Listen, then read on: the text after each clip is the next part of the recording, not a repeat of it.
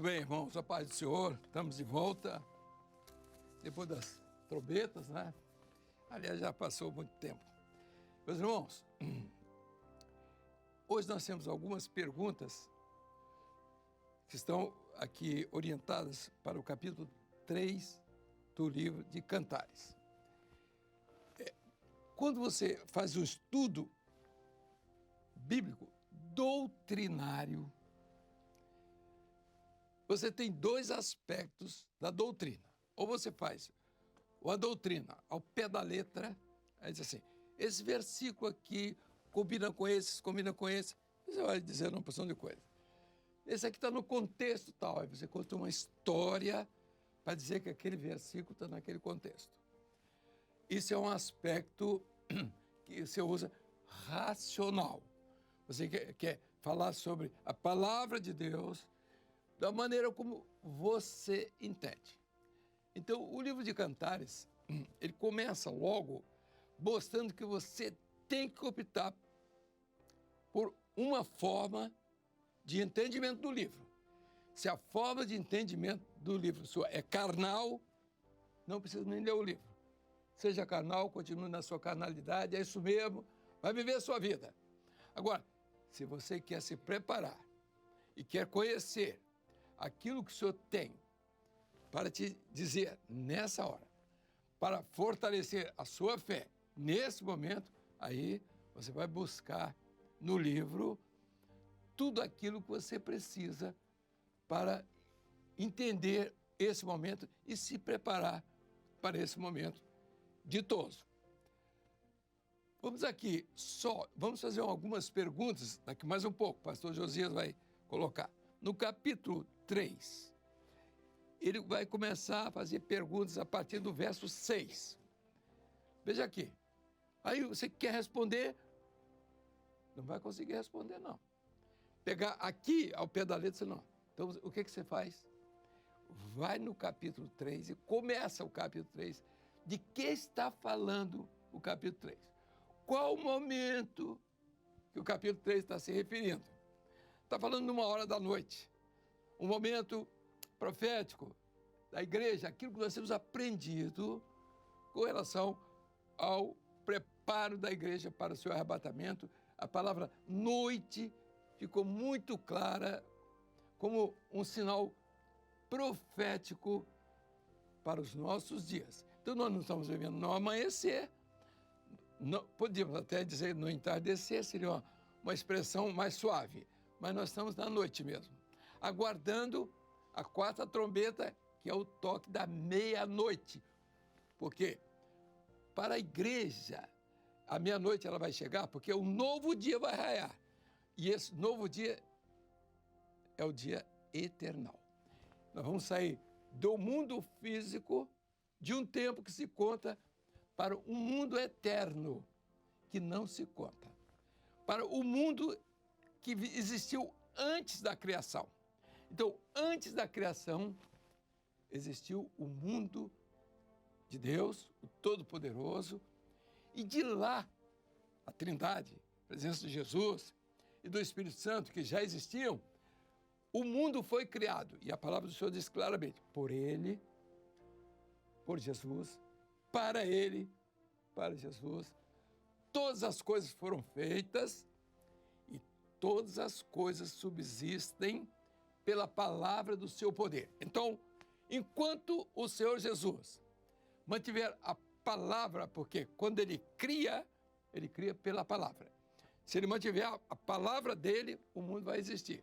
Quando Ele retirar a palavra dEle, o mundo vai desaparecer. Então a terra passará em grande estrondo, os elementos ardentes se desfarão, mas vamos lá.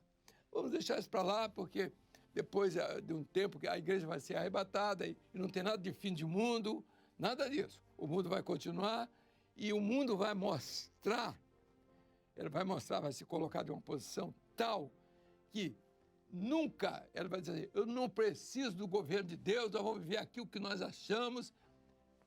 E o líder já está pronto, aquele mesmo que já vem de tempos e séculos atrás dos governos, tira um, bota outro.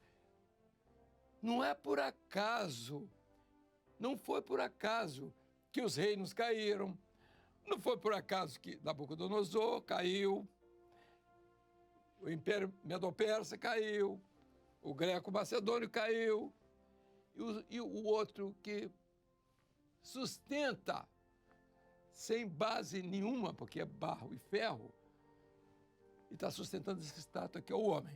Ele entra e sai. Interessante, quando existia aquele muro de Berlim, não sei se os irmãos acompanharam aquilo, era a Alemanha dividida em duas partes, ocidental e oriental. A parte ocidental pertencia à França, Inglaterra e Estados Unidos, então é o governo aí. E do outro lado era a Rússia. Então, a Alemanha estava dividida. A Rússia mandou fazer na Alemanha um muro. Nós, em determinado tempo, falamos, vocês estão vendo esse muro que está aí? 1987. Isso, mas Deus lembrou. Isso é bom. Então, 1987, o muro caiu. Nós tínhamos falado. Ele sabe que nós falamos. Anos antes, só, esse muro vai cair. Ninguém imaginava que o muro ia cair. Mas por que nós dissemos isso? Que o muro ia cair? Porque aquele muro é parte do projeto do governo mundial que virá. Então, no projeto dele, o que ele fez? Ele deixou que a Alemanha Oriental firmasse uma doutrina que era dele, que era da Rússia, de ateus. Então, ele conseguiu uma Alemanha isolada. Ficou atrasada, aquele negócio todo. Mas para ele isso não interessou nada. Mas, em determinado dia, quebra o muro. Aí, não precisava mais deles. Porque os atores do projeto já tinham se comprometido com o chefe. E agora não precisava mais deles. É assim que o adversário age na vida das pessoas. Coloca o indivíduo numa posição, como colocou Hitler, ele mata, acaba com todo mundo. Quem estava atrás de Hitler? Quem estava atrás de Mussolini? Quem estava atrás, né, de tudo das guerras? Quem está atrás? Então, ele põe, daqui a pouco ele tira, continua. O homem é um ser mortal, perecível, ele vive de uma temporalidade, ele vai passar, mas o chefe que está atrás, não. Ele só usa o homem como um argumento dele. E um dia, ele diz assim, o mundo precisa de um governo único. O mundo já está preparado para isso. Que já existe. Vocês podem ver, na história hoje, o que está acontecendo hoje, os relatos hoje é que há um mundo dividido, um mundo contra Deus, contra o objeto de adoração de Deus, contra tudo que se chama Deus. E esse mundo vai acabar com a religião, seja ela de que forma ela for. Porque quem vai se assentar lá no trono vai dizer, aqui a adoração é aqui comigo, eu que sou ungido. E a turma que ficou aqui, que não tem o Espírito Santo, vai acompanhar. Inclusive aqueles que estão dizendo que tem uma segunda época, fica para ver. Meus irmãos, então o projeto de Deus, ele tem que ser visto profeticamente. Não adianta você querer, eu já sei isso, não sabe nada. Toda vez que você pegar uma pessoa muito sabida em Bíblia, cuidado com ele. É porque ele só aprendeu letra. É só uma coisinha aqui, outra ali. Não, isso eu já sei, não sabe não. Você senta com o camarada e diz, vem cá. Disseram isso aqui. Duvido ele abrir cantares e dizer qualquer coisa que não seja carnal. Duvido. Ele tem que ter uma sequência espiritual. Se ele não tiver essa sequência doutrinária, espiritual, ele para no livro. Já li tudo. Aqui, vamos ver as perguntas aqui, a partir do verso 6. Aí você vai ver, se você sabe mesmo Bíblia, se você conhece cantares, mas você entrar aqui no capítulo 3, a partir do verso 6, e entender o mistério que está aqui, o conselho começa no primeiro versículo desse capítulo. A pergunta não está feita ali, naqueles 6 primeiros versículos. Ela está a partir do verso 6. Mas você tem que ter esse que é o contexto profético. E outra coisa a mais, você tem que se familiarizar com os termos daquilo que é o profético. Então, são marcadores. Então, é um termo. Ninguém usa essa palavra, marcador profético. Todos nós usamos. Então, se você dizer, à noite chegou, né, a operação, quer dizer, o unguento, tudo isso tem. A mirra, qual é a função da mirra? Né? A mirra, é perfumar. Não. A função da mirra, sim, ela exala o perfume quando o Espírito Santo está na sua vida, você está sendo usado pelo Espírito Santo. Mas, ao mesmo tempo, a função da mirra é preservar o corpo. É a operação do Espírito Santo na sua vida para você não apodrecer com o mundo. E quando o homem apodrece com o mundo, é porque ele perdeu a mirra. Ele não tem a mirra. Ele não tem a operação do Espírito Santo. Aí você vê assim, a irmã se posicionou muito bem a respeito de colunas de prata, estrado de ouro, púrpura, foi muito bem. E assim, e por dentro, quer dizer, tudo que envolve a igreja, a vida do crente nessa hora, é a operação do Espírito, o amor de Deus, que é o Espírito Santo. Então, quando eu falo o amor de Deus, você não entendeu o que é o Espírito Santo, você não entendeu o que é o sangue de Jesus que foi derramado, você não entendeu o que foi a vida que ele deu, que é o amor de Deus por você, que é o amor de Deus por mim. Ele não sabe, está falando bobagem, não sabe o que é amor de Deus, não é nada mesmo. Entendeu? A graça de Deus, a sua misericórdia, a fé, tudo está relacionado com a operação do Espírito Santo. Se o irmão vai responder as perguntas com pressa, deixa para depois. Deixa para outro dia, quando você se converter, aí você vai fazer isso. Agora, se você está interessado no conhecimento da palavra, e mais do que isso, que quando você entra no mistério, o Espírito Santo começa a usar a sua vida. Você tem resposta para seus questionamentos. Se você não tem questionamento nenhum, para que Bíblia? Você já foi para o céu, está numa igreja, dá dízimo, está cantando no coro, né? Falando bobagem, tudo, cantando testemunhos por aí. É isso aí.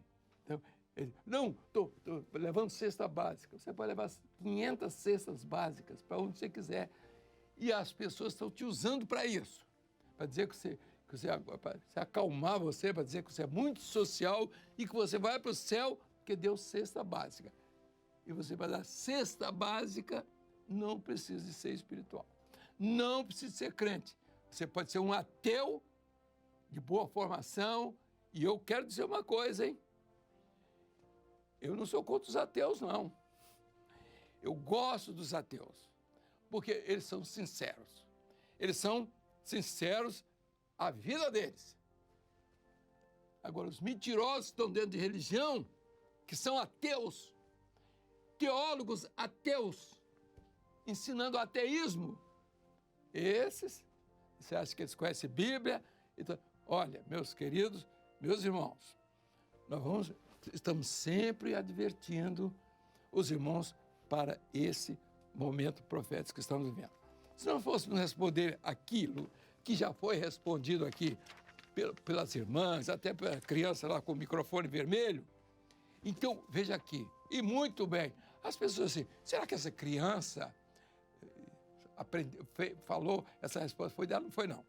A professora, que a função da professora, ela ensinou, e a função da professora, aquela criança absorveu um pouco, ela nem entendeu o que ela falou, mas ela falou o que a professora ensinou. Então, quando você olha assim, essa igreja tem professora.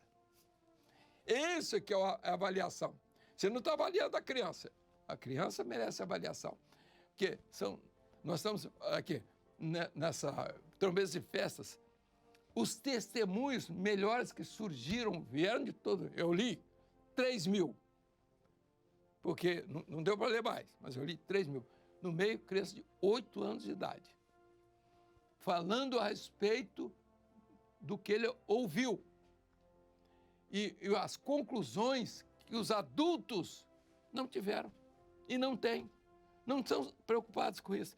E a criança ali trazendo a família.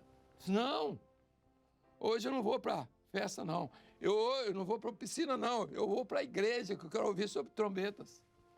E os marmanjos, tudo com a sacolinha, o litrozinho de óleo, a sombrinha velha debaixo do braço para ir para não se queimar. Grandes coisas.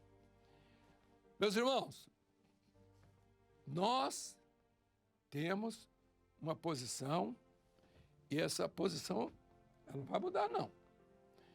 A tendência é melhorar. É claro que virão outros melhores do que nós. É tudo que nós queremos.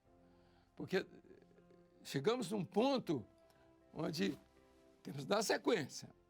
E nós vamos fazer isso. Mas aqui na palavra. Não é na conversa, não. As respostas que estão sendo dadas aqui, por exemplo, eu não sei se eu fiz alguma anotação, vai dizer assim, antes que refresque, antes de eu sentir, é uma pergunta aqui, momento do arrebatamento. Quer dizer, antes de eu o sentir, vejam, meus irmãos, que em livro nenhum, nem livro nenhum da Bíblia, fala no arrebatamento como fala o livro de Cantares. É como a igreja estivesse arrebatada, e lá em cima, na eternidade, a turma da conversa, né? Que nós temos muito na obra, os conversadores. Encontrou um com o outro. Como é que foi seu arrebatamento? Ó, eu estava no avião, entendeu? E eu vi que o avião estava descendo e eu subindo. A diferença, entendeu? Antes de eu sentir, quer dizer, foi no abrir e fechar de olhos, eu fui colocado no arrebatamento, no carro do meu nobre povo, nos carros ou no carro do meu nobre povo. Então, você tem uma consciência clara a respeito do arrebatamento aqui. Depois você vai encontrar a igreja, aí já outra parte. Israel já se uniu à igreja, passou da grande tribulação, então havia aquela união que todo mundo já sabe. Então, a conversa de Israel com a igreja na frente de Jesus. A igreja diz assim, oxalá, quem dera que nós fôssemos irmãos. Porque, na verdade, a igreja tem uma restrição a Israel, porque diz que Israel matou o Messias. É por isso que eles botam o Judas aí para dizer que é Israel. Mas veja só, a igreja não pensa assim. A igreja pensa que o Senhor parou de conversar com Israel, deixou um período para tratar depois, e admitiu a igreja. Né? E o zambujeiro bravo, que foi ligado à oliveira verdadeira. Então, veja aqui, quando a igreja sentiu isso, quando ela sente isso, ela sabe que ela é parte da eternidade.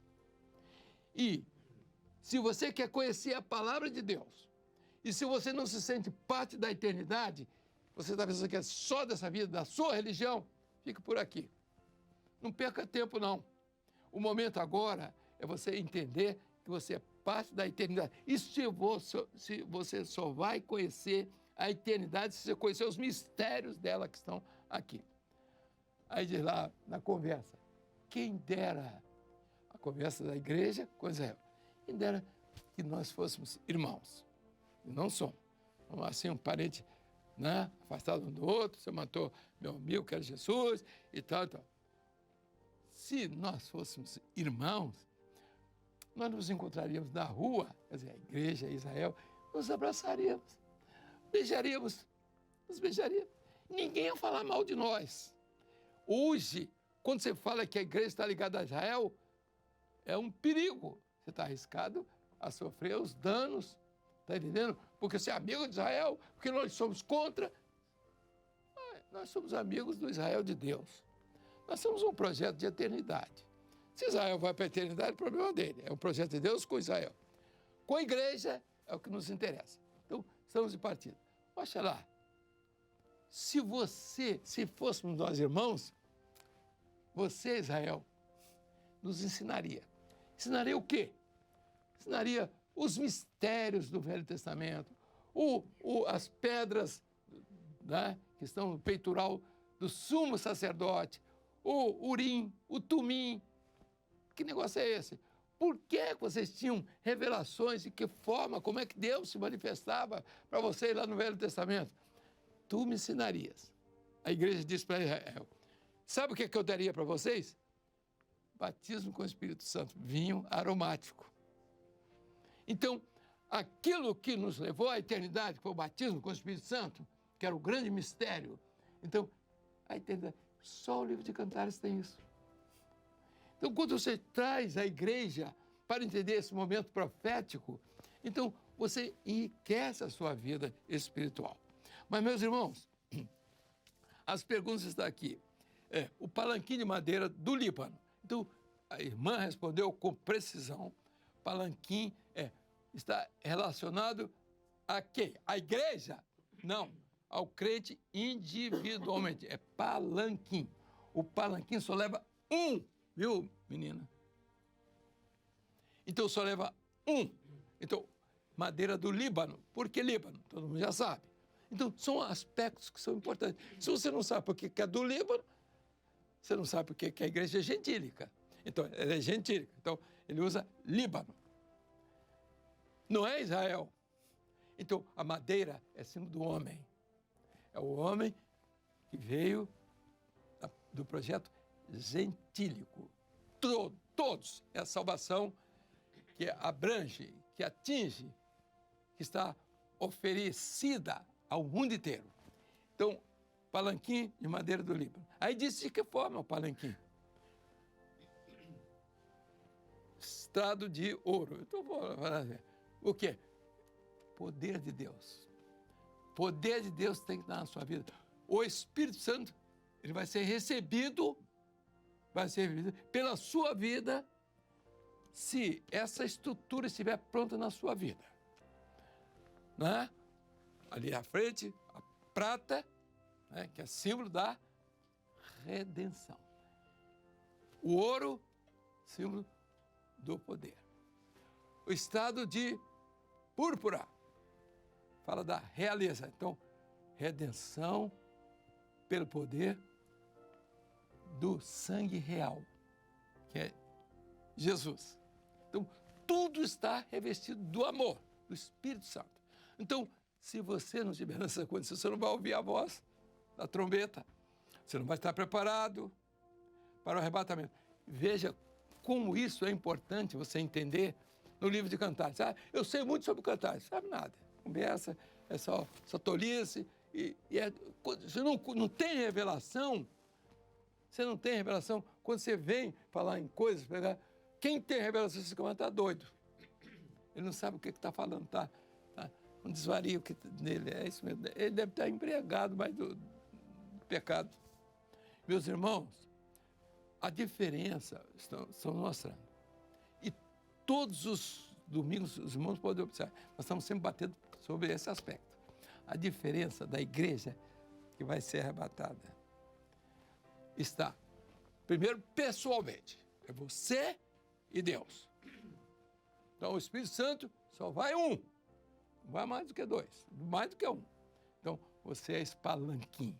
É um lugar pequeno, só cabe você e o Espírito Santo. Agora, quando você vai lá anteriormente, 60 valências. Aí é múltiplo de 6.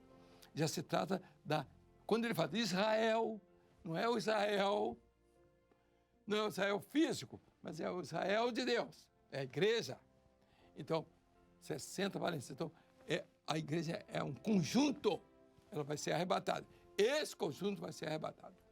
Agora, individualmente, você faz parte desse conjunto se você tiver as características que determinam essa sua posição diante de Deus.